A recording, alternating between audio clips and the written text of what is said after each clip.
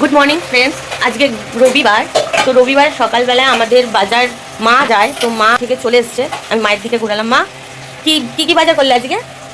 আজকে বাজারে গিয়ে নিলাম প্রথম চিকেন, তারপরে নিলাম একটু কাটা মাছ, তারপরে আলু পেঁয়াজ পোস্ত। আমার নাতনি পোস্ত ছাড়া ভাত খাবে না, কারণ মাছ মাংস খায় না।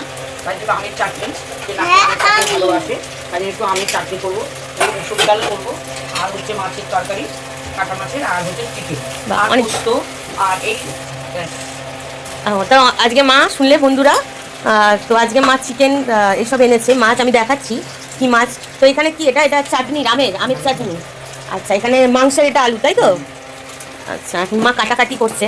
তো ভাত হয়ে গেছে। তো এখানে হচ্ছে ডাল, এটা মুসুর ডাল হবে তো আজকে। এই তো মুসুর ডাল, আর এই দিকে চেপে গেছে একদিকে মাছ ভাজা, তো এটা মাছের কালিয়া হবে যেটা মা বললো। আর হচ্ছে এখানে হচ্ছে চিকেন, এই যে চিকেনটা ম্যারিনেট করে রাখা হয়েছে, এখনো চিকেনটা হবে, তারপরে গিয়ে চাটনি হবে, তাই তো?